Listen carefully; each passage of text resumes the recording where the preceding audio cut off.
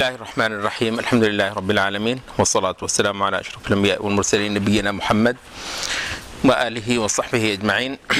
اصول ثلاثہ کی 5ویں نشست، ہم اس کے متن پر آگے اور وہ یہ ہے کہ جب تم سے پوچھا جائے کہ وہ 3 بنیادی چیزیں یعنی جو نجات کا باعث ہیں اور جو بنیاد ہیں جن کے ساتھ رسول اللہ صلی اللہ علیہ وسلم مبعوث ہوئے ہیں وہ کیا ہیں، تو تم کہو کہ بندے کا اپنے رب کو پہچاننا، بندے کا اپنے دین کو پہچاننا باقاعدہ دلیلوں کے ساتھ، اور بندے کا اپنے دین کو پہچاننا۔ اس پر میں پہلے بات کرایا ہوں، تھوڑا سا میں اس کو دہرا دوں کہ اپنے رب کو پہچاننا کا مطلب ہے اپنی عبادت کا صحیح محل جاننا، ٹھیک ہے؟ عبادت کا جہاں عبادت جیسا اعلیٰ جذبہ نچھاور کیا جاتا ہے اس کے صحیح محل کا تعین کرنا دراصل اپنے رب کو، اپنے معبود کو پہچاننا ہے، اور یہ وہ سب سے عظیم بات ہے جو انسان کو یہاں پر کرنی ہے۔ اور جہاں تک دین ہے تو وہ دین اپنی زندگی کے راستے، طریقے اور ترجیحات کو کہتے ہیں۔ تو یہ چیز لینی ہے ہم نے اپنے نبی سے۔ اور تیسری چیز جو ہے وہ ہے نبی کون ہے۔ تو نبی کیا ہوتا ہے؟ رسول یا نبی۔ لفظ نبی کا کیا مطلب ہے؟ یہ نبأ کس کو کہتے ہیں؟ عما یتساءلون عن النبأ العظیم۔ تو نبأ خبر کو کہتے ہیں، لیکن خبر اور نبأ میں فرق یہ ہے کہ کوئی عام سی انفارمیشن ہو تو اس کو ہم خبر کہتے ہیں، کوئی بہت خاص جو ہے قابل ذکر خبر ہو تو اس کو ہم نبأ کہتے ہیں۔ اس وجہ سے قیامت کو نبأ کہا، ٹھیک ہے؟ تو اس کا مطلب ہے تو نبی وہ جس کو نبأ دی گئی ہو، یا جو اللہ تعالیٰ سے لے کر نبأ لوگوں کو دیتا ہو، وہ باتیں جو بڑی ہی اہم ہیں اور جو کسی کے جاننے کی نہ تھیں، مگر نبی نے اللہ تعالیٰ کی وحی کے نتیجے میں ہمیں وہ خبریں دے دیں، ٹھیک ہے؟ تو نبی وہ جو غیب کی خبریں اللہ تعالیٰ سے لے کر وحی کے ذریعے سے ہمیں دے تو اس کو ہم نبی کہتے ہیں۔ تو نبی کا مطلب ہوا وہ سرچشمہ جہاں سے حقیقتوں کا علم لیا جاتا ہے، ٹھیک ہے؟ جہاں سے سچائی کا تعین کیا جاتا ہے، سچائی کیا ہے وہ، اور سچائی کے بارے میں بھی جو صحیح جو کانٹیکسٹ ہے وہ میں نے آج دن میں بھی عرض کیا تھا۔ تو وہ یہ ہے کہ سچائیاں یا حقیقتیں کچھ تو ایسی ہیں جو ہمیں ویسے بھی معلوم ہو جاتی ہیں، ٹھیک ہے؟ تو اس میں شریعتوں کو نے کوئی دخل وغیرہ نہیں دیا ہے۔ ہم ان سچائیوں کی بات کر رہے ہیں جو ویسے کسی کے جاننے کی نہ تھیں، تو انبیاء نے آ کر ان کے بارے میں خبریں دیں۔ تو یہاں یہ ہم نہ فلسفیوں سے لیں گے، نہ کاہنوں، نجومیوں اور علم غیب کا دعویٰ کرنے والوں سے لیں گے، نہ سادھوؤں اور ملنگوں سے لیں گے، بلکہ اس چیز کے لیے جائیں گے ہم نبی صلی اللہ علیہ وسلم کے در پہ اور ان سے ان حقیقتوں کا علم لیں گے۔ تو عبادت کا محل، زندگی گزارنے کا طریقہ اور سچائیوں کو اور حقیقتوں کو جاننے کا اصل سورس، ٹھیک ہے؟ اصل سورس، منبع، جو کہ محمد صلی اللہ علیہ وسلم ہے۔ تو یہ 3 چیزیں ہوئیں، 3 اصول۔ ہم نے جیسے کہا کہ قبر میں جو 3 سوال ہونے ہیں تو وہ یہی ہونے ہیں: تمہارا رب کون، تمہارا دین کیا، اور تمہارا نبی کون۔ تو یہ 3 سوال ہیں۔ اچھا، تو اب پہلے جو ہے اصل اول جس کو ہم کہتے ہیں، اصل کا مطلب دوبارہ اصل کا مطلب ہوتا ہے فنڈامنٹل، تو اصول، فنڈامنٹلز، اصول اصل کی جمع ہے۔ اچھا، تو اب وہ کہتے ہیں کہ پہلا سوال یہ ہے کہ تمہارا رب کون ہے، تو اس کا ہم جواب دیتے ہیں کہ ہمارا رب اللہ تعالیٰ ہے، وہ کہ جس نے ہماری تخلیق کی، ہماری پرورش فرمائی۔ تو 2 چیزیں ہیں، ایک ہے تخلیق اور پھر ایک ہے تربیت، ٹھیک ہے؟ رب جو ہے وہ پیدا کرنے والے کو بھی کہتے ہیں اور رب پرورش کرنے والے کو بھی کہتے ہیں، تربیت بھی اسی سے ہے۔ تو جو پالتا ہے، تو مطلب ایک بار پیدا کر دینا بھی کمال ہے، لیکن اس کے بعد مسلسل اس کو اس کی تمام ضروریات بہم پہنچانا اور اس کا سب کچھ درست رکھنا حالت پر، اور اس کو کوئی تکلیف نہ آنے دینا، تو یہ پرورش ہے۔ مطلب جتنی بڑی نعمت اس کی تخلیق ہے اتنی ہی نعمت اس کی پرورش ہے کہ وہ ہمیں پالتا ہے۔ کہتے ہیں کہ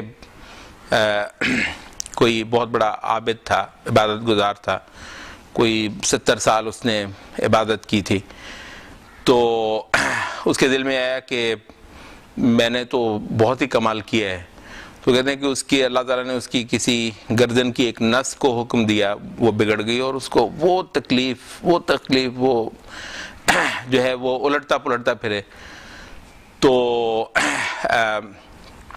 کوئی سویا تو اس کو کہا گیا کہ یہ تمہاری 70 سال کی جو عبادت تھی نا، وہ تمہاری جو ایک نس کو ہم نے 70 سال سلامت رکھا، یہ اس کا بھی عوض نہیں تھی، مطلب وہ بھی تم نے کچھ ہمیں نہیں دیا، تو ہماری جو مہربانیاں ہیں یہ مت سمجھو کہ تم نے 2 سجدے کر دیے، تم نے کچھ تسبیح کر دی، اللہ کی پاکی بیان کر دی، کچھ اور عبادت کے کام کیے، بڑے اچھے کام ہیں، مگر یہ مت سمجھو کہ تم نے اس کا کوئی حق ادا کر دیا۔ تو یہ تو بس یہ تھا کہ تمہارے بس میں اتنا تھا کہ تم نے یہ عبادت اللہ تعالیٰ کو پیش کر دی، ورنہ اس کا جو پالنا ہے اور تمہیں پرورش کرنا ہے، ذرا دیکھ لیجئے گا کبھی بھی کسی بھی بندے کو آکسیجن کا جو ہے نا وہ چڑھایا ہوا ہے، وہ ماسک وہ ہاسپٹل میں پڑا، ایک سانس لینا اس کے لیے زندگی کی کتنی بڑی تمنا ہو سکتی ہے، جو آپ ڈھیروں کے حساب سے لے رہے ہیں بڑے ہی آرام سے مزے سے، اس کا کوئی حساب ہی نہیں ہے، مطلب ہے کہ ہم سانس سلامت ہے، خون کی گردش ٹھیک ہے، ہاتھ چلتے ہیں، پیر چلتے ہیں، آنکھیں دیکھتی ہیں، آنکھوں کے دیکھنے کا عمل اس کو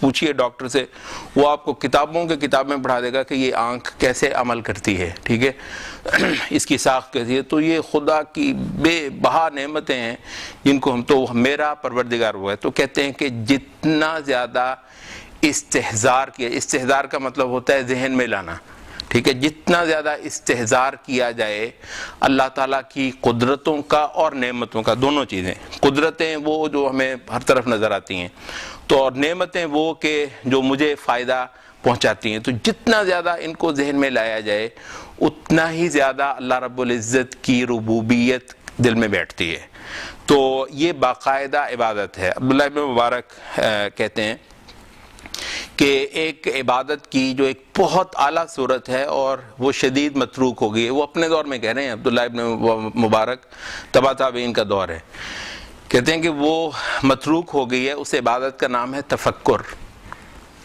صرف جو ہے وہ آدمی تھوڑی دیر کے لیے بیٹھے اور صرف غور کرے، مطلب ہے اللہ تعالیٰ کی نعمتوں پر، اللہ تعالیٰ کے احسانات پر، اور اس کو جو کچھ مل رہا ہے اس پر جو ہے وہ کرے، اور اس پر وہ ایک ممنونیت اور ایک احسان مندی محسوس کرے، اور کچھ وقت وہ اس طرح گزارے۔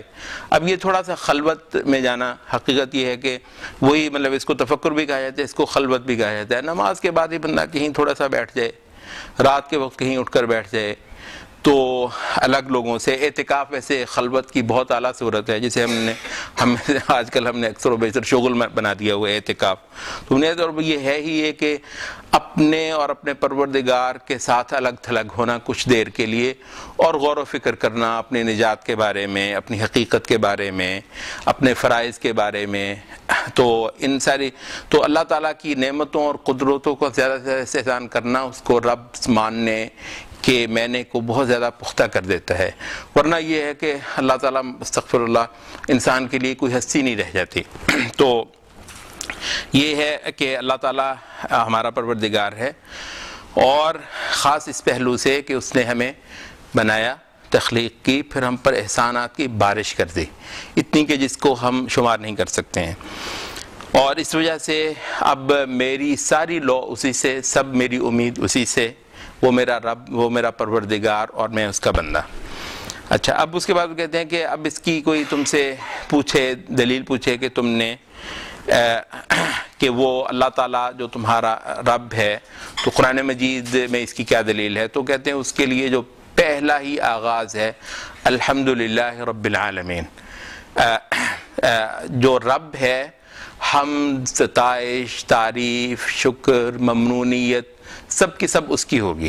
تو آپ دیکھ لیجئے سورۃ الفاتحہ کہتے ہیں کہ ایسی صورت نہ تورات میں اتری، نہ انجیل میں اتری، نہ حتیٰ کہ قرآن مجید میں سورۃ فاتحہ جیسی کوئی صورت اتری. تو اس کو ام الکتاب کہا جاتا ہے. تو اس کے ایک ایک آیت بہت بڑا عظیم مبحث ہے دین کا. تو جو اس کی جو آغاز ہے تو وہ الحمدللہ رب العالمین سے کیا جاتا ہے. تو وہی آپ کو ایک روٹ دے دیتا ہے. اللہ تعالیٰ کو پہچانا آپ نے کہاں سے پہچانا؟ رب العالمین، کہ بھئی جتنے میرے سامنے یہ جہان ہیں، کچھ تو ایسے ہوں گے جہان جو میں نے دیکھے نہیں ہیں، لیکن یہ بے شمار جہان جو ہم دیکھتے ہیں وہ میرے دیکھے ہوئے اور میرے اندیکھے جتنے یہ جہان ہیں سب کا کوئی نہ کوئی پروردگار ہے. ٹھیک ہے. اور پھر حمد اور ستائش اور تعریف، عبادت بھی اسی کی ہے. عبادت کی بھی ایک اعلیٰ صورت حمد ہے. تعریف کرنا، ثنا کرنا عبادت کی ایک صورت ہے. اور لغت کا ایک اصول ہے کہ جز بول کر کل مراد لینا. آپ نے اردو میں بھی پڑھا ہوگا شاید، اردو کی ادب میں، کہ شاعر لوگ جو ہیں وہ جز بول کر، یہ اس میں ادبیت بھی ہوتی ہے. ادبیت ایک بلاغت ہوتی ہے. قرآن مجید آپ کو پتہ ہے بلاغت کا مرقع ہے. تو کسی وقت بلاغت کے ہی لحاظ سے جز بولا جاتا ہے اور پھر اس سے کل مراد لی جاتی ہے، اور اس کے اندر کلام کا حسن ہوتا ہے. تو اس وجہ سے یہاں پر یہ نہیں کہا کہ العبادۃ للہ رب العالمین، کہ عبادت ساری اللہ رب العالمین کے لیے، بلکہ کہا الحمد، جو کہ عبادت کی ایک جز ہے. تو وہ ستائش، پرستش، حمد، تعریف صرف اور صرف اللہ رب العالمین کے لیے ہے. اچھا، اب اس کے بعد جو اگلا سوال آ جاتا ہے وہ یہ ہے کہ اس پروردگار کو ہم نے جانا کیسے، پہچانا کیسے؟ تو کہتے ہیں اس کا جواب یہ ہے کہ اس کو ہم نے پہچانا اس کی نشانیوں سے اور اس کی مخلوقات سے، جو کہ حقیقت میں ایک ہی چیز ہے. نشانیوں کے بارے میں کل ہم خاصی تفصیل سے بات کر چکے ہیں. ٹھیک ہے. آیات، تو اللہ تعالیٰ کی جو نشانیاں ہیں، بات کیا ہے، اور یہ چیز اہم ہے کہ اس دنیا کے اندر اللہ تعالیٰ کو اس کی نشانیوں سے ہی جاننا ہے. وہ چاہتا تو خود سامنے آ جاتا، مگر اس کی کوئی مرضی اور حکمت کہ وہ خود سامنے نہیں آیا. لیکن ایسا بھی نہیں ہے کہ جب سامنے نہیں آیا تو یہ ہم پھر کیسے مان لیں. اس کے لیے اس نے کہا کہ میں تمہیں کچھ نشانیاں دکھاتا ہوں. وہ جن لوگوں نے ماننا ہے ان کے لیے بہت کافی ہوں گی. اچھا، یہ جو ہم نے کہا کہ آیت کا معنی ہی پھر یہ ہوا کہ اصل حقیقت سامنے نہ آئے مگر اس کا کچھ اشارہ آ جائے اور وہ اصل حقیقت پر دلالت کر رہی ہو. اب سوال جو ہے وہ ایک چیز کا ہم نے ذکر کل نہیں کیا، وہ یہ ہے کہ یہ ہوا کیوں؟ آیتوں کے ساتھ اللہ تعالیٰ کو کیوں ماننا ہے؟ نشانیوں کے ذریعے سے ہی کیوں ماننا ہے؟ خود ہی سامنے آ جائے تو مان لیں، مسئلہ بھی ختم ہو جائے. اتنا زور لگا رہے ہیں ہم لوگوں کو، ڈرا کے تھک گئے. وہ بھی خدا سے ڈرو، نہیں ڈرتے ہیں. تو اس وجہ سے یہ بہت اچھا نہیں تھا کہ اللہ خود سامنے آ جاتا لوگوں کے، تو پھر لوگ مان لیتے، جان ہی چھوٹ جاتی. تو اس کا جواب قرآن مجید میں کئی سارے مقامات میں دیا گیا. ہمارے پاس وقت کم ہے، ورنہ بہت اچھے مقامات ہیں قرآن مجید میں جو اس کویسچن کو ایڈریس کرتے ہیں. اچھا، تو اس کا جو مختصر بات ہے وہ یہ ہے کہ اللہ رب العزت بہت بڑی ہستی ہے. سوال ہی پیدا نہیں ہوتا کہ کوئی خدا کو دیکھ لے اور پھر اس کے آگے سجدہ نہ کر دے، اس کو مان نہ لے. اور خاص طور پر انسانوں میں سے وہ لوگ جو مادہ پرست ہیں. ٹھیک ہے. یہ جو انسان ہے مادہ پرست ہے، یہ تو چڑھتے سورج کا پجاری ہے. یہ تو تھانے دار کے آگے جھک جاتا ہے. مطلب تھانے دار کیا چیز ہوتی ہے؟ وہ کوئی بڑا کر و فر والا بادشاہ ہو، وہ اس کے آگے بچ جاتا ہے. یہ تو کیا خیال ہے اگر خدا، مطلب کوئی شان ہے اس سے، خدا خود آ جائے تو کون ہے جو اس کے آگے جھکے گا نہیں؟ تو پھر پتہ کیا چلے گا کہ کون، جو جب سبھی جھک جائیں گے اس کے آگے، سبھی اس کی مان لیں گے، سبھی اس کی تسلیم کر لیں گے، تو پھر فرق کیا رہا اچھوں کا اور بروں کا؟ برے تو زیادہ جھکیں گے. جو برے ہیں، جو مادہ پرست ہیں، وہ تو طاقت کو سب سے بڑھ کر سلام کرتے ہیں. وہ تو کسی دولت مند کے آگے سب سے زیادہ بچتے ہیں. کسی کے پاس بھی کوئی اختیار ہو سب سے زیادہ جا کر اس کو پوچھتے ہیں. ہم نے دیکھا نہیں ہے, سب سے زیادہ اس کو پوچھتے ہیں جس کے پاس کچھ دیر کے لیے اختیار ہو, چاہے ان کو پتا ہو کل اس نے پھانسی چڑھ جانا ہے, ٹھیک ہے, تو کچھ دیر کے لیے کوئی بادشاہ ہے, کسی کا طوطی بولتا ہے, اس کو سلام ہوتے ہیں جھک جھک کر. تو یہ تو وہ لوگ ہیں. تو اگر خدا ہو تو یہ جو مادہ پرست ہیں جو ان بادشاہوں کے آگے جھکتے ہیں, وہ کیونکہ اس کے پاس زیادہ قوت ہے تو اس کے آگے تو سب سے بڑھ کر جھکیں گے. تو جتنے پاپی ہیں وہ سب سے بڑے عبادت گزار ہوں گے, کیونکہ وہ ان کے عبادت گزار ہیں, ان بادشاہوں کے سب سے بڑھ کر عبادت گزار یہ ہیں. تو ان بادشاہوں سے بڑا اگر بادشاہ انہی میں سے کو آ جائے تو یہ اس کے عبادت گزار ہوں گے. تو اگر اللہ آ جائے تو یہ مادہ پرست, یہ پاپی سب سے بڑھ کر خدا کے عبادت گزار ہوں گے. تو خدا چاہتا تھا کہ وہ ایسے لوگوں کی چھانٹی کرے جو اس صورت کے بغیر بھی اس کی عبادت کریں. ان کے اندر جو حسن کا مادہ ہے, جو خوبی ہے, وہ نکل کر آئے. اس کے لیے ضروری تھا کہ کچھ دیر کے لیے وہ غیب کی اوٹ میں ہی خدا کی عبادت کریں. دیکھا نہیں ہے مگر ڈر ڈر کر برا حال ہے. یہ ہے صحیح لوگ, یہ ہے سچے لوگ. من خشی الرحمن بالغیب فبشرہ بمغفرہ, جو بن دیکھے خدا سے ڈر گیا اس کو بشارت دے دو کہ تیرے لیے اللہ کے پاس اعلیٰ سے اعلیٰ چیزیں ہیں اور اعلیٰ سے اعلیٰ بدلہ ہے. تو کل جو یہاں پر کام ہے وہ ہے ہی بن دیکھے ڈرنا. تو خدا وہ ہستی ہے, مطلب ورنہ تھانے داری استغفر اللہ کیا فرق رہتا پھر تھانے دار میں اور خدا میں, ٹھیک ہے, پھر تو کوئی فرق ہی نہ رہتا.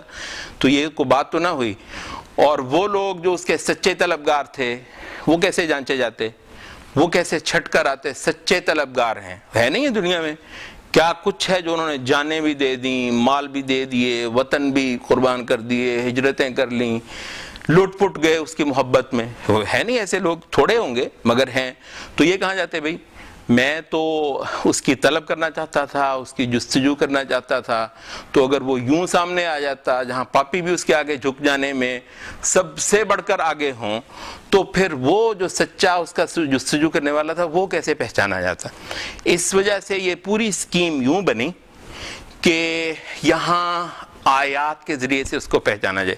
تو سب سے پرلطف, خوشگوار, مزیدار جو چیز ہے وہ اس کی نشانیوں سے اس کو پہچاننا ہے, نہ کہ اس کو دیکھ. ہاں البتہ جس نے کچھ دیر کے لیے یہ بن دیکھے اس کی عبادت کر لی, اس کی طلب کر لی, اس کی جستجو کر لی, ہاں ان لوگوں کے لیے پھر اس کا یہ احسان ہوگا کہ کسی دن آخرت میں وہ ان پردہ اٹھا بھی دے اور یہ اس کو دیکھیں بھی.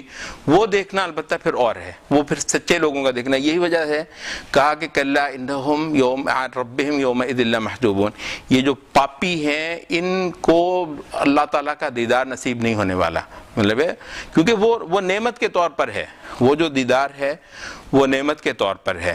البتہ وہ نعمت پانے کے لیے کچھ دیر کی یہ محنت ہے. تو اس کا یہ سکیم یہ بنی کہ اللہ تعالیٰ کو اس کی صرف آیات سے ہی جانا جائے اور انہی کی مدد سے اس کو پایا جائے اور انہی کی مدد سے اس کی عبادت کی جائے اور اس سے ڈر کر رہا جائے.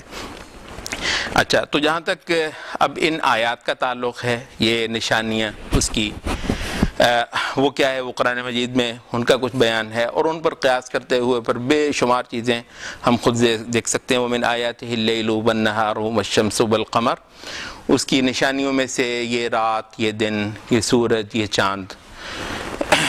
لا تسجدوا للشمس ولا للقمر, مت پوجو, مت سجدے کرو اس چاند کو اور اس سورج کو. واسجدوا للہ, سجدہ کرنا ہے تو اس خدا کو کرو. الذی خلقہن, جس نے ان کو پیدا کیا ہے. ان کنتم ایاہ تعبدون, اگر تم واقعی اس کے ہی جستجو کرنے والے ہو اور اسی کی پوجا اور عبادت کرنے والے ہو. یہ ایک بڑا مشہور معروف سا فلسفہ ہے, ہندو مذہب میں سب سے زیادہ یہ پایا جاتا ہے. خود ہماری بھی بعض ہندوؤں سے ہوئی کچھ انٹریکشن, تو وہ بھی کہ جی ایسی نہیں ہے کہ ہم خدا کو نہیں مانتے, ہم تو مانتے ہیں. ہم تو کہتے ہیں کہ یہ اس کے مظاہر ہیں, تو ان کو پوجنا دراصل اس کی تعظیم ہے. مطلب یہ تو یہی وہ اللہ تعالیٰ فرما رہا ہے یہاں پہ کہ اگر اس کی عبادت کرنا چاہتے ہو تو اسی کو ہی سجدہ کرو, نہ کہ اس کی مخلوقات کو.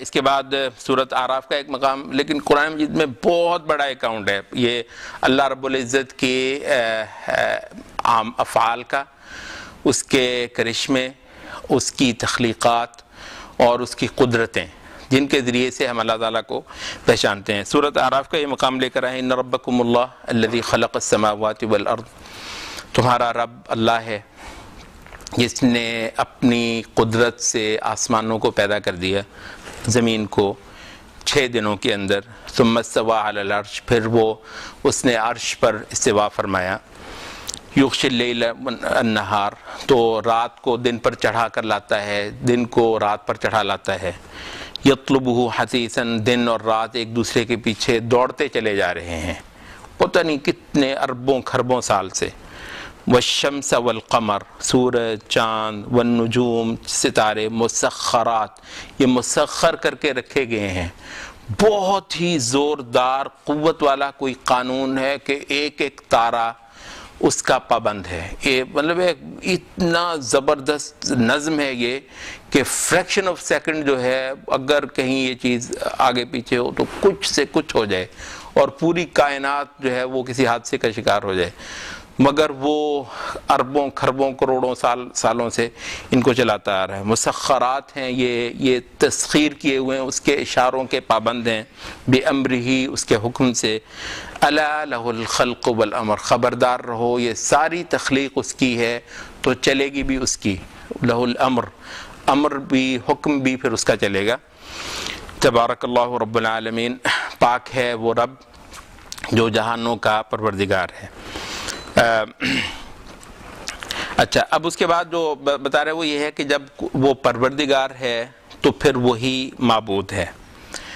اس پہ ہم اصطلاحات پہ انشاءاللہ سیشن رکھیں گے 1-2، اس میں ہم تھوڑا سا زیادہ واضح کریں گے کہ رب اور الہ میں کیا فرق ہے۔ یہاں پر وہ کہہ رہے ہیں کہ جو رب ہوگا وہی الہ ہوگا، مراد ہے کہ جو پیدا کرتا ہے، جو تخلیق فرماتا ہے، جس کو پروردگار کہتے ہیں، وہی پھر یہ حق رکھتا ہے کہ الہ بھی وہی ہو، اس کی وہی لائق عبادت ہو۔ تو جو پیدا کرنے والا ہے وہی لائق عبادت ہے۔ اس کی دلیل کیا ہے؟ یا ایھا الناس اعبدوا ربکم، اے انسانوں جو تمہارا پیدا کرنے والا ہے اسی کو تمہیں پوچھنا ہے، اسی کی تمہیں عبادت کرنی ہے، جس نے تمہیں پیدا کیا، تم سے پہلوں کو پیدا کیا، جس نے آسمان کو چھت بنا دیا، زمین کو بچھونا بنا دیا، اور آسمان سے اس نے تمہارے لیے پانی برسایا۔ یہ پانی برسنا، بارش برسنا، جیسے ہم نے کہا کہ وہ جو خدا شناس انسان ہوتے ہیں وہ بار بار سوچتے اور غور و فکر کرتے ہیں۔ کل بھی ہم نے بات کی تھی سورۃ آل عمران کے آخری رکوع کے حوالے سے، اور یہاں پر بھی ہم نے وہ جو تفکر کی عبادت کہا، سوچ بچار کرنا، تو اس سے انسان ایمان کی غذا لیتا ہے، تو یہ بہت زیادہ اہم ہے۔ بارش جو ہے مطلب اس پر غور کر کے آدمی ڈھیروں جو ہے وہ عبادت کا مادہ اس کے اندر پیدا ہوتا ہے، کیونکہ وہ اللہ تعالیٰ کی اس عظیم قدرت کو سراہتا ہے۔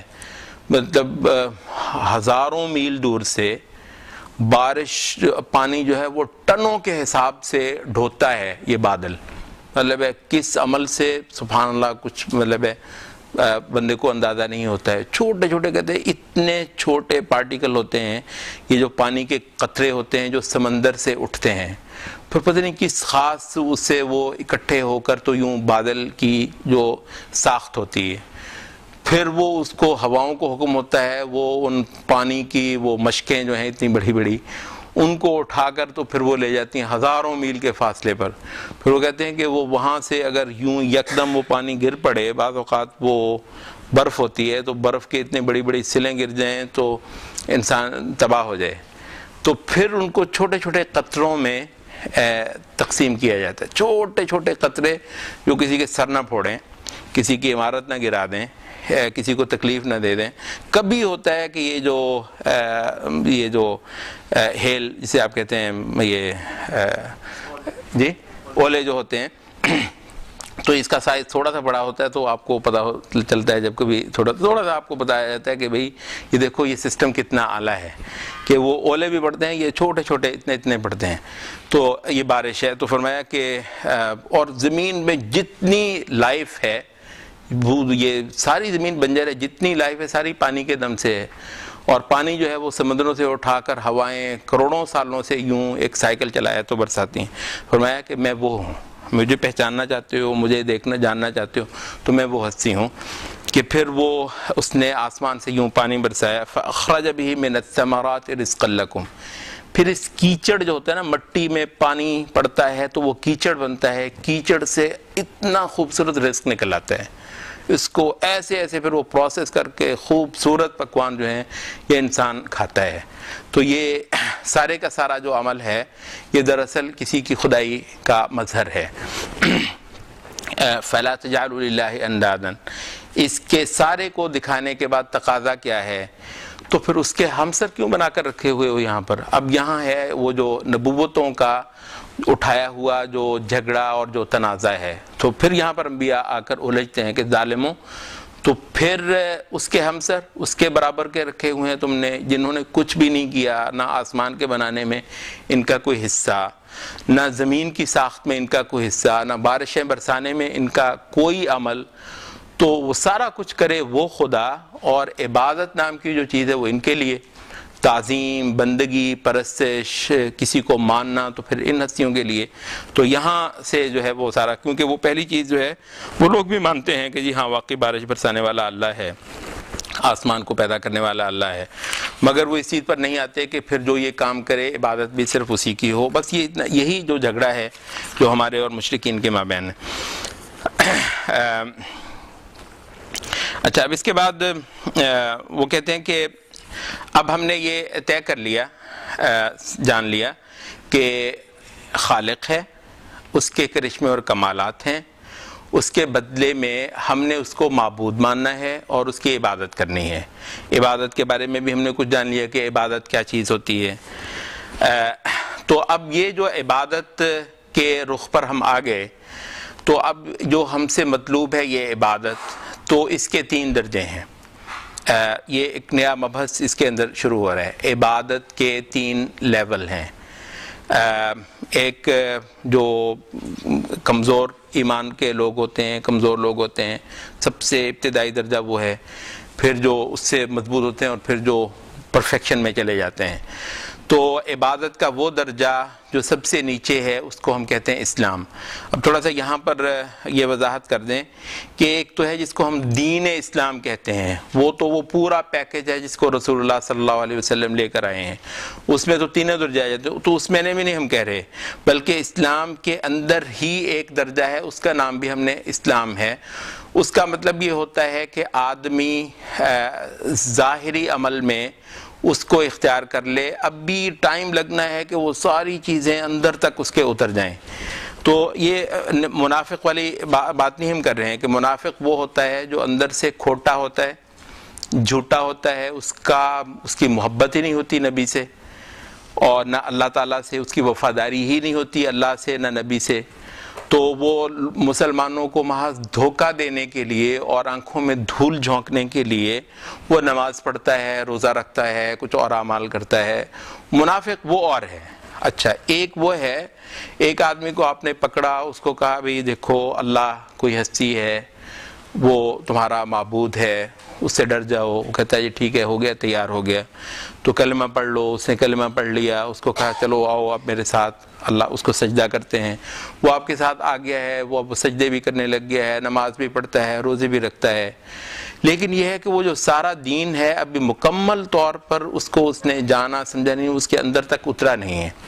یہ ایک اور چیز ہے. تو ہم منافق والی بات نہیں کر رہے. تو وہ ہے جو ایک مبتدی ہوتا ہے نا, بگنر ہوتا ہے, وہ دین مسلمانوں کے ساتھ مل کر جو عبادت کا عمل ہوتا ہے وہ کرنا شروع کر دیتا ہے, لیکن وہ سارا کچھ جو ہے نا انٹرنلائز نہیں کیا ابھی اس نے.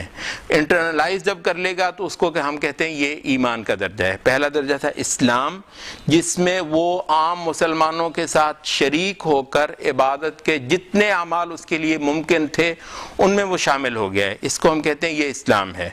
اور ظاہر ہے کہ خاص طور پر مدینے کے اندر، کیونکہ مکہ میں تو ابھی بہت سارے احکام نازل نہیں ہوئے تھے، تو اس وجہ سے بہت زیادہ جو ہیمرنگ ہوتی تھی ہر بندے کی، تو وہ یہی تھا کہ وہ ایمان ہی کو سب سے زیادہ جانتا تھا۔ مدینہ میں یہ تھا کہ ایک عمل شروع ہو چکا تھا، ایک مسلم سماج جس کو کہتے ہیں، تو وہ وجود میں آ چکا تھا، معاشرہ ایگزسٹ کر رہا تھا۔ تو معاشرہ جب بن جاتا ہے اس میں ظاہر ہے تھوڑے سے پیرامیٹرز مختلف ہو جاتے ہیں۔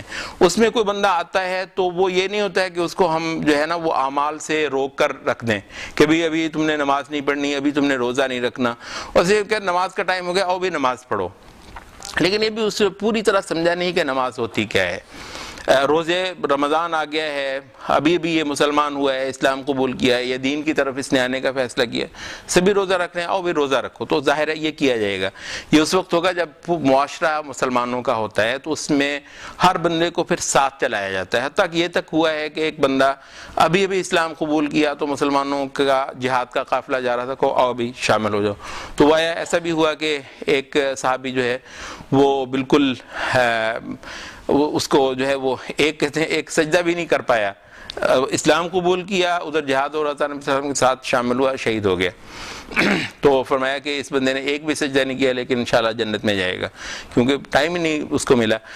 تو بہرحال یہ ہوتا ہے کہ جب مسلمان معاشرہ ہوتا ہے تو لوگوں کو پھر اعمال میں ہی شامل کر لیا جاتا ہے، اور اس اعمال کے اندر ہی پھر اس کو، کیونکہ تعلیم کا شعبہ مسلمانوں میں زندہ ہوتا ہے، رکھنا چاہیے، تربیت کا شعبہ، تو پھر وہ ان ساری چیزوں کو اس کے اندر اتارتا ہے، دین کیا ہوتا ہے، عبادت کیا ہوتی ہے، نماز کیا ہوتی ہے، یہ جو عمل مثلا جس طریقے سے ہم کر رہے ہیں، تو یہ وہ چیزیں ہیں جو جن چیزوں کو نفوس کے اندر گہرا اتارا جاتا ہے، اور اصل میں پھر عبادت وہ ہوتی ہے جو ایمان کی سطح پہ ہو۔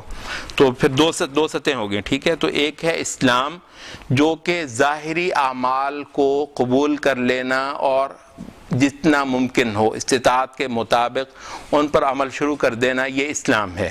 تو عبادت کے تمام اعمال کو ظاہر کی سطح پر قبول کر لینا اور ان پر عمل پیرا ہو جانا۔ تو اس سے اوپر درجہ یہ ہو گیا کہ ان سب عبادت کے اعمال کو دل کے اندر اتار لینا، انٹرنلائز کر لینا، اور ان ساری حقیقتوں کو باطنی طور پر ہی اپنے اندر جو ہے وہ روح پذیر کروانا۔ اچھا، اس سے بھی پھر ایک اوپر درجہ ہے، وہ یہ ہے جس کو کہتے ہیں کہ احسان۔ تو احسان کا درجہ کیا ہے؟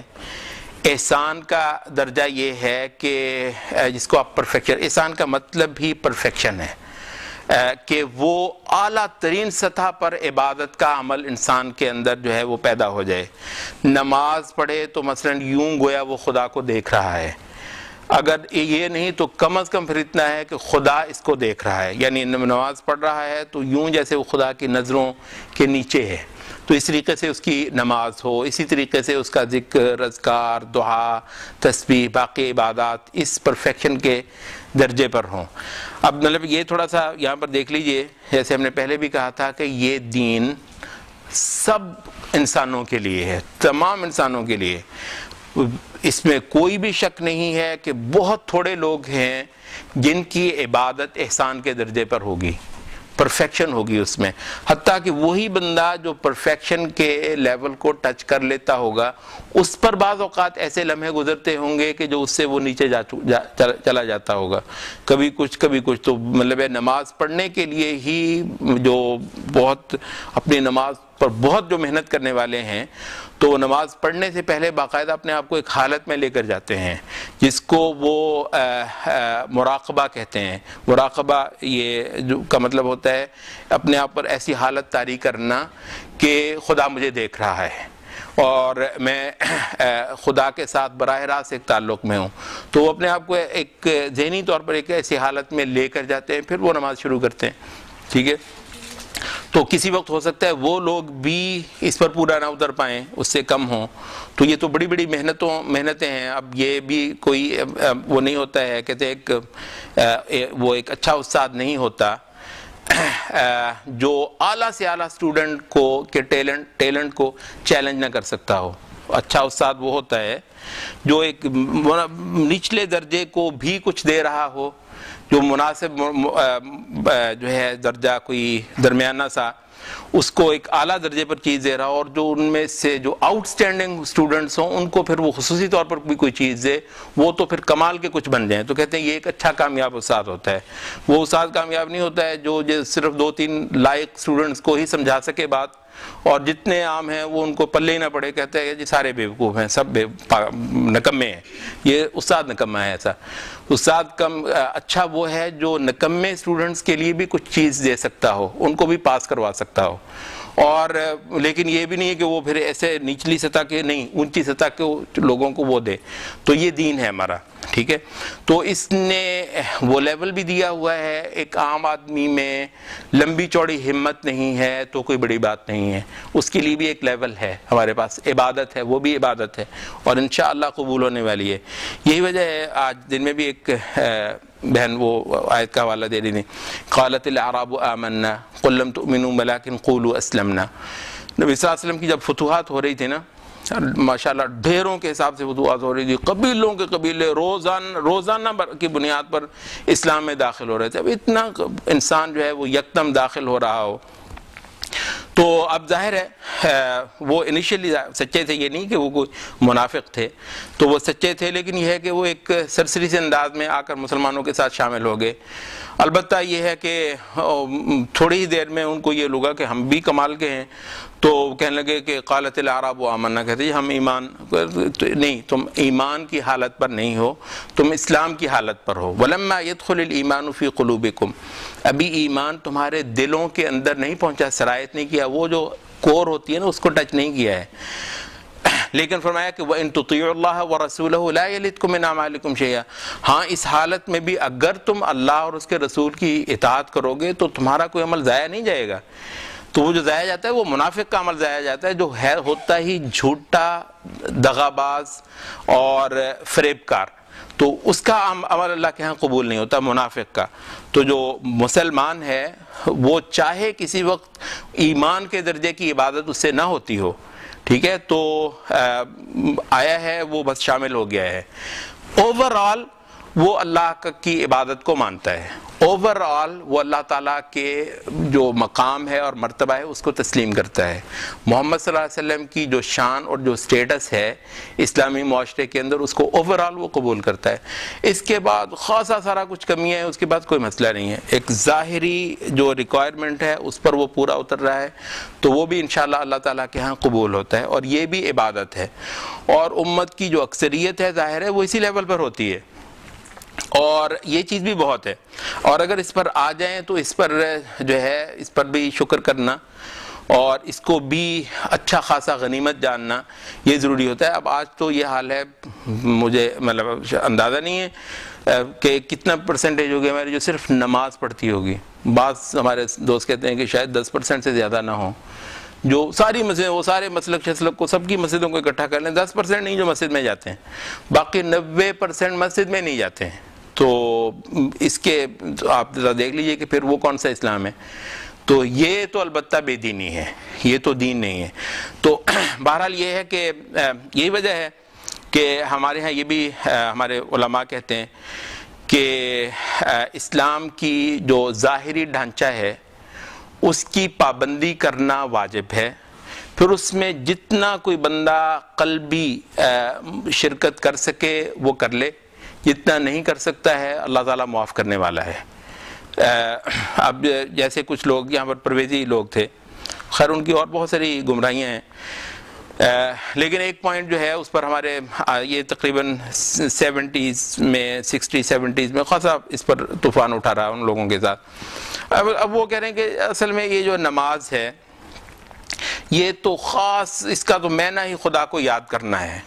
تو یہ کیا نماز ہوئی کہ آپ کی نہ توجہ ہوتی ہے نہ آپ کی جو ہے وہ دل کا حضور ہوتا ہے، وہ ٹھکا آپ نے وہ 5 نمازیں پڑھنی ہوتی ہیں. تو 5 نمازیں کچھ نہیں ہے. تو یہ ہے کہ جب آپ اس حال میں محسوس کریں کہ آپ واقعتاً خدا کی یاد میں محو ہیں اس وقت نماز پڑھ لیں.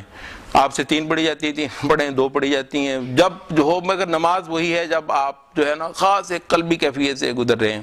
اس وجہ سے وہ 5 نمازوں سے چھٹی کروا رہے ہیں. اور واقعی اس میں کیا شک ہے کہ مسلمانوں کی ایک بہت بڑی تعداد ایسی ہے جو نماز پڑھتی ہے خاصے میکینکی انداز میں، مطلب وہ گئے جا کے نماز پڑھ لی. تو اب یہاں پر کیا ہے، تو وہ کہتے ہیں کہ جو ظاہری ڈھانچہ ہے اسلام کا یہ سب سے مطلوب ہے، اس میں جو لوگ رنگ ڈال سکتے ہیں حقیقت عبادت کا، حقیقت ایمان کا، وہ پوری کوشش کر لیں کہ جتنا ڈال سکتے ہیں ڈال لیں، اور اس میں بھی لوگوں کے لیولز ہیں۔ پھر اگر اس میں کو پرفیکشن پہ پہنچ جائے، اس کو ہم احسان کہتے ہیں، گویا خدا کو دیکھ رہا ہے، تو وہ بہت ہی اعلیٰ ہے۔ نہیں دیکھ سکتا تو اللہ تعالیٰ انسانوں کی کمزوریوں کو جاننے والا ہے، معاف کرنے والا ہے، مگر جو ظاہری جو عمل ہے، ڈھانچہ ہے، اس سے استثناء ہم کسی کو نہیں دیتے۔ جو ظاہری اعمال ہیں ان سے ہم کسی کو استثناء نہیں دیتے۔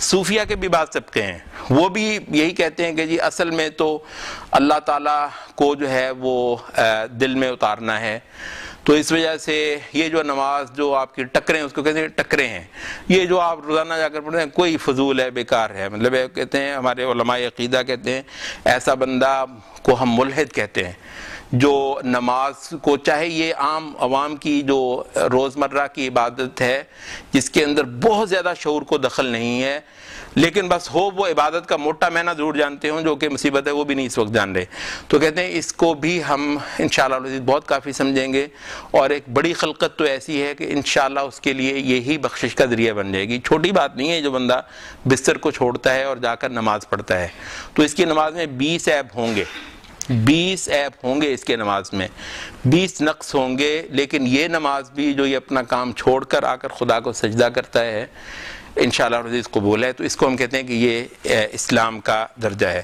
تو پھر یہ 3 درجے ہو گئے۔ اب آپ کے لیے کھلا میدان ہے، کوشش کر لیں، مطلب اب مایوس ہونے کی بھی کوئی گنجائش نہیں ہے، کیونکہ کم سے کم لیول بھی اللہ کے ہاں قبول ہوتا ہے، ٹھیک ہے، اور آگے بڑھنے کے راستے بھی بہت کھلے ہیں، احسان تک کا راستہ ہے، وہ اونچی چوٹی K2 جو ہے وہ وہاں پر پہنچ جائیں تو مطلب اس کی بھی آپ کے پاس گنجائش ہے۔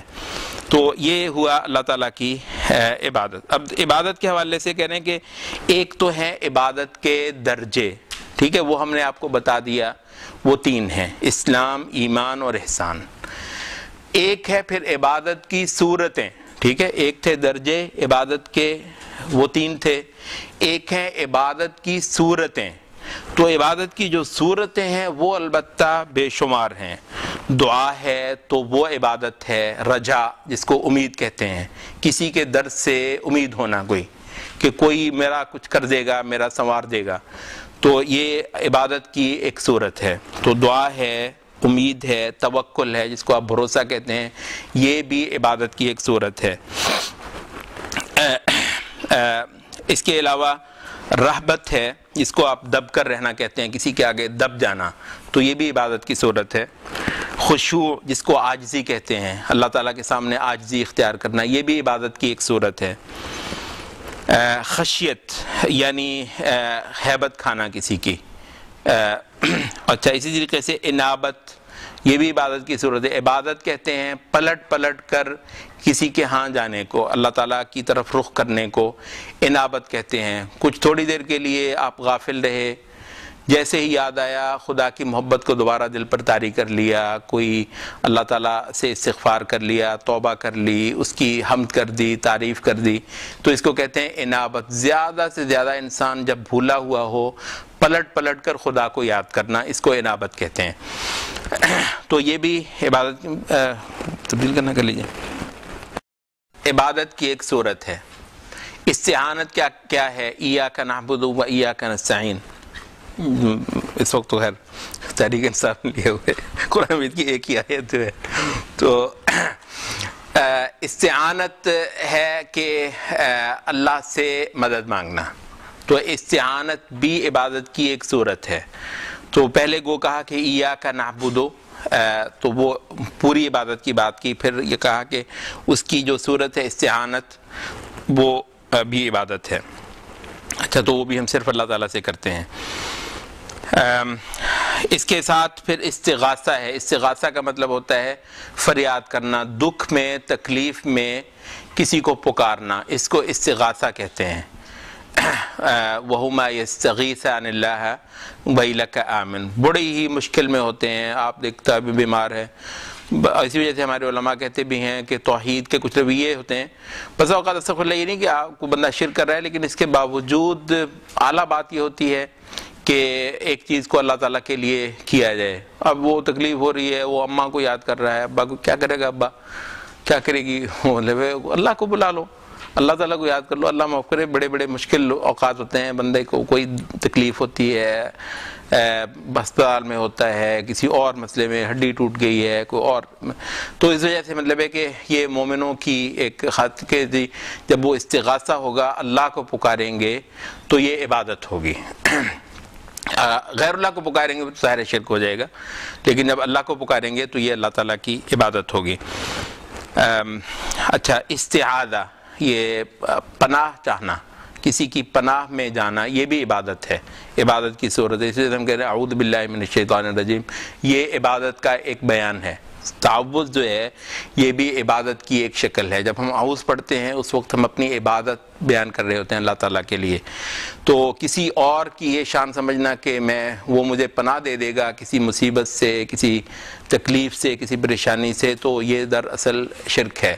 اللہ تعالیٰ کے علاوہ اگر کسی آپ یہ کرتے ہیں تو اسی طریقے سے ذبیحہ, کسی کا نام کا ذبح کرنا, تو یہ بھی عبادت ہے. اس وجہ سے ہم قربانی کرتے ہیں, تو یہ عبادت کی اعلیٰ صورتوں میں سے ایک صورت ہے. تو اگر اس کو ہم کسی اور ہستی کے لیے کیا کریں, جانور کسی اور کے در پر چڑھائیں اور وہاں اس کے نام کا ذبیحہ دیں, تو یہ شرک ہو جائے گا.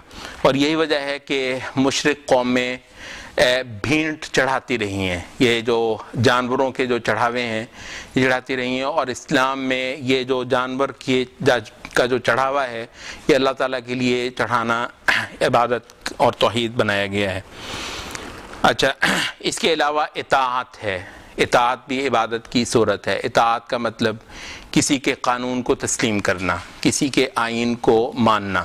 تو اگر یہ اللہ کے لیے کیا جائے گا تو یہ توحید ہوگی, عبادت ہوگی اللہ تعالیٰ کی. اور اگر یہ اور ہستیوں کے لیے کیا جائے گا کہ فلاں کا کہا قانون ہے, آئین ہے, مطلق واجب اتباع ہے, تو یہ پھر شرک ہے. قرآن مجید نے اس کا بھی صاف کہا ہے کہ وَإِنْ أَطَعْتُمُوهُمْ إِنَّكُمْ لَمُشْرِكُونَ, اگر تم نے ان کی اطاعت کی تو یقیناً تم مشرک ہو. تو اطاعت جو ہے یہ بھی عبادت کی صورتوں میں سے ایک صورت ہے.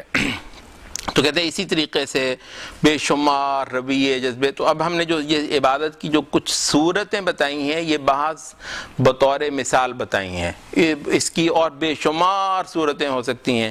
ابھی سجدہ, رکوع, طواف, نظر وغیرہ اس کا ذکر نہیں ہوا, آگے چل کر ہوگا بھی اس کا. تو یہ ساری کی ساری اس کو کہتے ہیں ہم عبادت کی صورتیں.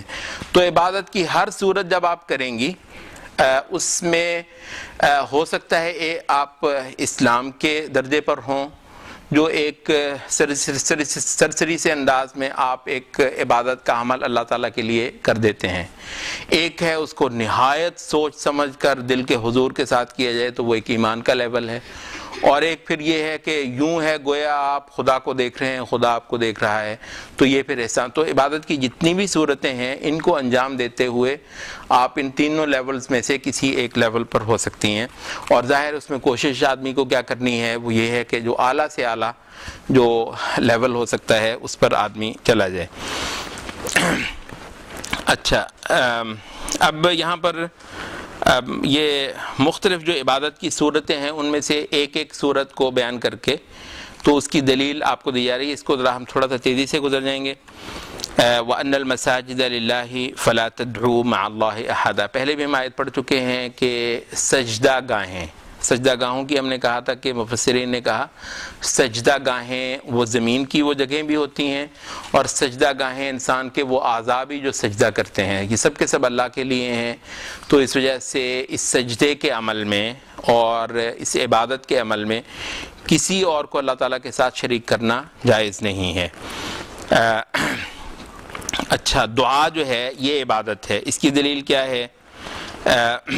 وَمَن يَدْعُ مَعَ اللَّهِ إِلَٰهًا آخَرَ لَا بُرْهَانَ لَهُ بِهِ فَإِنَّمَا حِسَابُهُ عِنْدَ رَبِّهِ, جو شخص پکارے گا اللہ کے ساتھ کسی اور الہ کو جس کی اس کے پاس کوئی دلیل نہیں ہے, تو پھر اس کا حساب خدا کے پاس جا کر ہوگا. یعنی یہ ایک وعید ہے, دھمکی ہے. انہ لا یحب الکافرین, انہ لا یفلح الکافرون, ایسے کافر کبھی فلاح نہیں پا سکتے. تو گویا جو بندہ دعا کو یا مطلق عبادت کو اللہ کے علاوہ کسی اور کے لیے کرے تو اللہ تعالیٰ اس کو مسلمان بھی نہیں مانتا۔ آگے اس پر دلیل لے کر آ رہے ہیں حدیث سے کہ نبی صلی اللہ علیہ وسلم نے فرمایا الدعاء مخ العبادہ، کہ دعا عبادت کا مغز ہے۔ دعا یہ جی ہم تو دعا کر رہے ہیں یہ مردہ ہستیوں سے، ان سے رزق روزی وغیرہ مانگ رہے ہیں، تو یہ ہم عبادت تھوڑی کر رہے ہیں۔ یہ تھوڑا سا مطلب ہے کہ اہم بات ہے۔ بسا اوقات آپ ایک چیز کو عبادت کا نام نہیں دیتے لیکن شریعت اس کو عبادت کہتی ہے۔ اب آپ کے کہنے سے نہیں، میں اس کو عبادت نہیں کہتا تو میں کر لیتا ہوں، میں تو مشرک اس وقت ہوں گا جب میں اس کو عبادت کہوں گا۔ نہیں بھائی، اگر کسی رویے کو شریعت نے عبادت کہا ہے تو اس کو جب آپ غیر اللہ کے لیے کریں گے تو آپ مشرک ہو جائیں گے، شرک کر لیں گے۔ اس حوالے سے بھی سورۃ توبہ میں اگر آپ یہ ابن کثیر پڑھیں، تفسیر ابن کثیر، ویسے تو ترمذی، حاکم وغیرہ جو احادیث میں یہ روایت آتی ہیں اور محدثین نے اس کو صحیح کہا ہے۔ سورۃ توبہ کا ایک مقام ہے جہاں پر اللہ تعالیٰ نے فرمایا کہ یہ جو یہود اور نصارہ ہیں انہوں نے اپنے احبار اور رہبان، یعنی جو ان کے ملا، ان کے جو درویش ہیں، ان کو انہوں نے اپنا خدا بنا لیا تھا۔ اتخذوا احبارهم ورهبانهم اربابا من دون اللہ، اللہ کو چھوڑ کر انہوں نے ان کو اپنا رب بنا رکھا ہوا تھا۔ ٹھیک ہے۔ اچھا، عدی ابن حاتم، یہ حاتم طائی آپ نے جان رکھا ہوگا نا، یہ حاتم طائی بہت بڑا ایک فیاض انسان ہو گزرا ہے۔ اچھا، تو وہ تو خیر مسلمان نہیں ہوا تھا، عیسائیت پر ہی مرا، تو طئی قبیلے سے یہ لوگ تھے۔ تو ان کا بیٹا جو حاتم جو ہے عدی ابن حاتم الطائی، تو یہ نبی صلی اللہ علیہ وسلم کے ہاتھ پر اسلام قبول کیا انہوں نے۔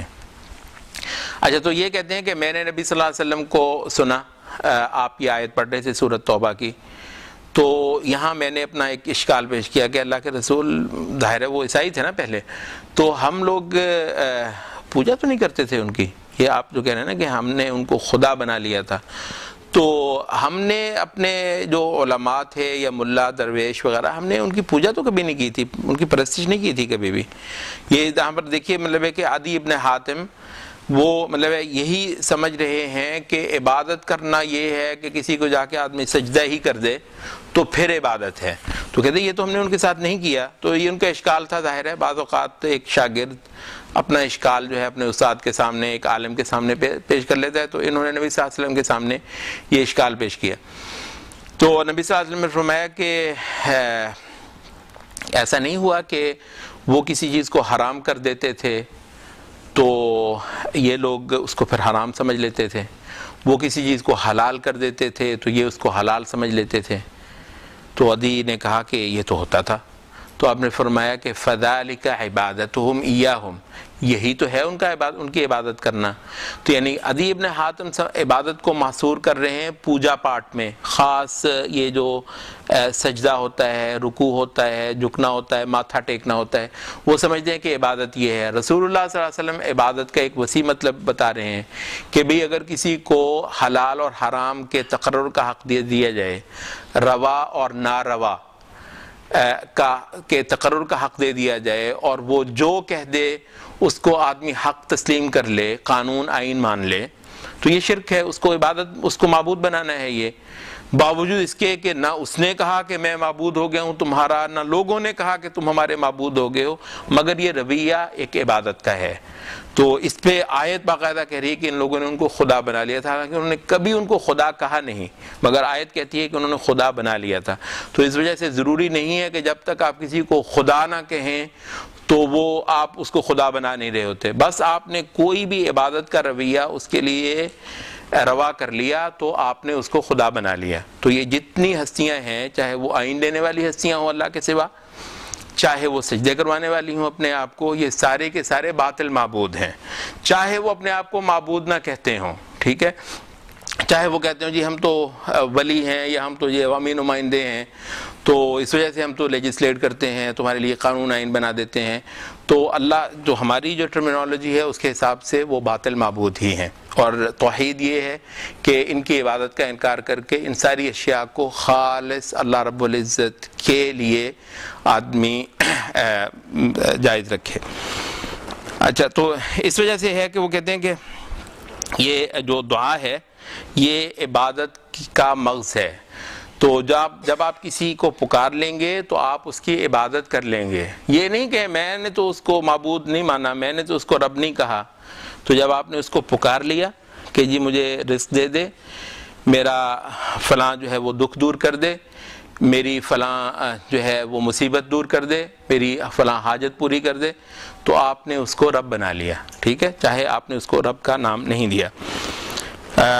خود قرآن مجید میں اگلی آیت وہ لے کر آ رہے ہیں، وَقَالَ رَبُّكُمُ ادْعُونِي أَسْتَجِبْ لَكُمْ. تمہارے پروردگار نے اعلان فرما رکھا ہے کہ پکارنا ہے تو میں ہی ہوں، مجھے ہی پکارو. پکارنا چاہتے ہو تو میں ہوں. ادعونی، مجھے پکارو، استجب لکم، میں تمہاری سنوں گا. ان الذین یستکبرون عن عبادتی، وہ لوگ جو استکبار کرتے ہیں میری عبادت سے، سیدخلون جہنم داخرین، وہ ذلیل ہو کر جہنم میں جائیں گے، داخل ہوں گے. یہاں پر آپ یہ دیکھیے کہ دعا کو ہی عبادت کا ہے. اس آیت میں فرمایا ادعونی، مجھے پکارو میں سنوں گا. ان الذین یستکبرون عن عبادتی، جو لوگ سرتابی کریں گے میری عبادت سے. تو یہاں کانٹیکسٹ ہے دعا کا. ٹھیک ہے، دعا کے کانٹیکس میں اللہ تعالیٰ نے عبادت کا ذکر کیا ہے. تو کسی کو پکارنا دراصل اس کی عبادت ہے. اچھا، کہہ رہے ہیں کہ یہ تو ہوا سجدہ اور دعا کا معاملہ. خوف بھی عبادت کی ہی ایک صورت ہے. اب آپ یہ جو پیچھے ہم نے پریسائزلی وہ بات کی تھی عبادت کی مختلف صورتوں کی، اب وہ اس کو تفصیل سے ایک ایک کو اس کی دلیل کے ساتھ ذکر کرتے چلے جا رہے ہیں. اور ہم نے کہا تھا شروع میں کہ ہم جتنے بھی مسئلے یہاں پر پڑھیں گے ان کی دلیل کتاب اور سنت سے انشاءاللہ سمجھیں گے. خوف جو ہے وہ عبادت ہے. قرآن مجید میں فَلَا تَخَافُوهُمْ وَخَافُونِ إِن كُنتُم مُؤْمِنِينَ، تم نے ان سے نہیں ڈرنا اور مجھ سے ڈرنا ہے اگر تم مومن ہو. تو اس کا مطلب ہے کہ غیر اللہ سے خوف کھانا غیر اللہ کی عبادت ہے، اور اللہ سے خوف کھانا اللہ تعالیٰ کی عبادت ہے. اچھا، اسی طریقے سے فَمَنْ كَانَ يَرْجُو لِقَاءَ رَبِّهِ، امید جو ہے لو لگانا، یہ بھی عبادت ہے. کسی سے امید لگانا، لو لگانا کہ وہ میرا سب کچھ کر دے گا. فَمَنْ كَانَ يَرْجُو لِقَاءَ رَبِّهِ سورۃ کاف کی آیت ہے، آخری آیت ہے. جو امید رکھتا ہو اپنے پروردگار سے ملنے کی، فَلْيَعْمَلْ عَمَلًا صَالِحًا، اسے چاہیے کہ نیک عمل کرے. وَلَا يُشْرِكْ بِعِبَادَةِ رَبِّهِ أَحَدًا، اور اپنے رب کی عبادت میں کسی کو شریک نہ کرے. تو خدا کی جستجو کرنا، امید رکھنا، یہ خدا کی عبادت ہے. توکل عبادت کی ایک اور صورت ہے، اس کی دلیل دے رہے ہیں آپ کو. یہ ٹیکسٹ میں آپ کے سامنے اس وجہ سے میں تیزی سے گزر رہا ہوں. وَعَلَى اللَّهِ فَتَوَكَّلُوا إِن كُنتُم مُؤْمِنِينَ، اللہ پر ہی توکل کرو اگر تم مومن ہو. یہاں ایک عربی کا ایک اصول ہے. وہ کہتے ہیں کہ جب زبان میں بعد والی چیز پہلے آ جائے، پہلی والی چیز بعد میں آ جائے، تو اس میں نے کیا کے اندر یا تو قوت آ جاتی ہے یا حصر آ جاتا ہے. حصر کا مطلب ہوتا ہے کسی چیز کو محصور کر دینا، کنفائن کر دینا. تو اصل میں ترتیب تھی کہ توکلوا علی اللہ، اللہ پر توکل کرو. یہاں پر ہے علی اللہ توکلوا، اللہ پر ہی توکل کرو. تو ایک چیز جو ہے نا وہ مقدم ہو گئی ہے، اس سے معصور ہو گیا کہ صرف اللہ پر توکل کرنا ہے، بھروسہ رکھنا تو صرف اللہ پر. جتنے اللہ کے ماں سوا ہستیاں ہیں وہ نہ کچھ بگاڑ سکتی ہیں نہ سنوار سکتی ہیں، جو ہونا ہے اللہ تعالیٰ سے ہونا ہے. تو یہ توکل کرنا، بھروسہ رکھنا اللہ تعالیٰ کی عبادت کی اعلیٰ صورتوں میں سے ایک صورت ہے. مادہ پرست سب سے بڑا مشرک ہے. وہ کہتے ہیں جی مادہ پرست جو ہے وہ اس کو آپ میٹیریلسٹ جو ہے اس کو آپ مشرک کیسے کہتے ہیں؟ مشرک، اس سے بڑا مشرک کون ہے؟ جس کا کل توکل مادہ پر ہے، کل توکل اس کا ان فزیکل لاز پر ہے. اور البتہ جس نے یہ سارا کچھ بنایا ہے اس کی قوت اور اس کی طاقت پر اس کو کوئی بھروسہ نہیں ہے، تو ہمارا کل بھروسہ اس کی طاقت پر ہے۔ یہ قوانین سب کے سب، یہ سب جتنی اشیاء ہیں یہ اس کے اشاروں پر کام کرتی ہیں، وہ کہے گا تو یہ سارا کچھ کریں گی، وہ نہیں کہے گا تو یہ نہیں کریں گی، تو ہماری کل جو بھروسہ ہے وہ اللہ تعالیٰ پر ہے، اور اس کو ہم کہتے ہیں یہ ہماری عبادت ہے۔ یہ اگلی آیت بھی اسی پر ہے، توکل پر، وَمَن يَتَوَكَّلْ عَلَى اللَّهِ فَهُوَ حَسْبُهُ، جو اللہ پر توکل کرے گا اللہ اس کو کافی ہو جائے گا۔ اچھا، اس کے بعد ہے رغبت، رہبت، خشوع، یہ جو ہے یہ خوف کی مختلف صورتیں جو ہیں، اس کی دلیل آپ کو دے رہے ہیں کہ اِنَّهُمْ كَانُوا يُسَارِعُونَ فِي الْخَيْرَاتِ، انبیاء کا ذکر ہے کچھ کا قرآن مجید میں، تو بتایا کہ یہ سارے کے سارے آگے بڑھ بڑھ کر نیکیاں کرنے والے لوگ تھے۔ وَيَدْعُونَنَا، اور یہ ہمیں پکارا کرتے تھے، پکارنے والے تھے ہمیں، رغباً، رغبت کے ساتھ، طمع عبادت ہے، ورہباً، اور رہبت کے ساتھ، خوف کے ساتھ، تو اللہ تعالیٰ کو پکارنا اس سے ڈرتے ہوئے اور اس سے امید رکھتے ہوئے عبادت کی اعلیٰ صورتوں میں سے ایک صورت ہے۔ وَكَانُوا لَنَا خَاشِعِينَ، اور وہ ہمارے آگے بہت ہی عاجزی کرنے والے تھے، یہ سارے نبی جو ہیں، تو یہ جو عاجزی کرنا اللہ تعالیٰ کے آگے، اور حقیقت یہ ہے کہ سجدہ عاجزی کی ایک صورت ہے، رکوع، قیام، یہ جو تشہد ہے اس میں آپ یوں دو زانو ہو کر اللہ تعالیٰ کے سامنے بیٹھ جاتے ہیں، تو یہ سارے کے سارا عاجزی، یہ ہاتھ یوں پھیلا کر ہی اس کے آگے مانگنا، یہ سارا عاجزی ہے بنیادی طور پر، تو بہت سارے افعال جو ہیں وہ اس عاجزی کی کامل اظہار ہیں، تو ہے یہ ساری کی ساری عبادت جو کہ صرف اللہ تعالیٰ کے لیے درست ہے، غیر اللہ کے لیے ہو تو وہ سب سے بڑا گناہ ہے۔ اسی طرح فرمایا فَلَا تَخْشَوْهُمْ وَاخْشَوْنِي، ان سے مت ڈرو مجھ سے ڈرو، تو یہ کیونکہ عبادت ہے۔ استعانت اور تعوذ جو ہے، قُلْ أَعُوذُ بِرَبِّ النَّاسِ، اللہ تعالیٰ سے ہی میں، اللہ تعالیٰ کی ہی پناہ میں جاتا ہوں، تو اللہ تعالیٰ کی پناہ میں جانا اس کی عبادت کرنا ہے۔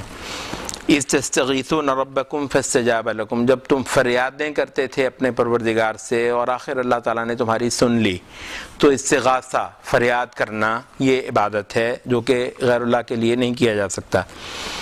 اچھا، ذبیحہ اور قربانی کی دلیل سورۃ انعام کی آیت قُلْ إِنَّ صَلَاتِي وَنُسُكِي وَمَحْيَايَ وَمَمَاتِي لِلَّهِ رَبِّ الْعَالَمِينَ، کہہ دو میری نماز، میری قربانی، میرا جینا، میرا مرنا سب کا سب اللہ کے لیے ہے جو جہانوں کا رب ہے، لا شریک لہ، ان سب چیزوں میں کوئی اس کا شریک نہیں ہے، وبذالک امرت، اور میں اسی کا مامور ہوں، وانا اول المسلمین، اور میں سب سے آگے بڑھ کر عبادت کرنے والا، فرما برداری کرنے والا ہوتا ہوں۔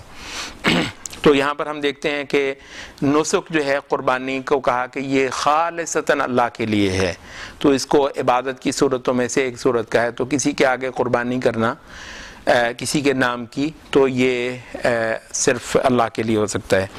اچھا، جبکہ حدیث کے الفاظ ہیں، صحیح مسلم کی حدیث ہے کہ لعن اللہ من ذبح لغیر اللہ، اللہ کی لعنت ہو اس شخص پر کہ جو غیر اللہ کے لیے ذبیحہ دے، غیر اللہ کے لیے، غیر اللہ کے نام کا جانور ذبح کرے، اس وجہ سے لعنت کی ہے کیونکہ یہ شرک ہے۔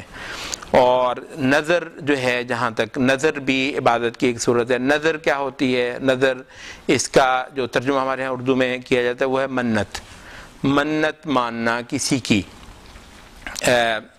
تو اس کی مطلب ہے یہ بھی عبادت ہے۔ فرمایا کہ یوفون بالنذر وَيَخَافُونَ يَوْمًا كَانَ شَرُّهُ مُسْتَطِيرًا، یہ وہ لوگ ہیں جو نبی صلی اللہ علیہ وسلم کے پیروکار، جو کہ نظر کو پورا کرنے والے ہیں، کیونکہ جب نظر منت مان لی تو پھر اس کا پورا کرنے کا آپ پابند ہو گئے، اور یہ اس دن سے ڈرنے والے ہیں جس کا شر بہت بڑا ہے، یعنی قیامت کے دن سے ڈرنے والے ہیں، تو نظر کو عبادت قرار دیا گیا ہے اس آیت میں۔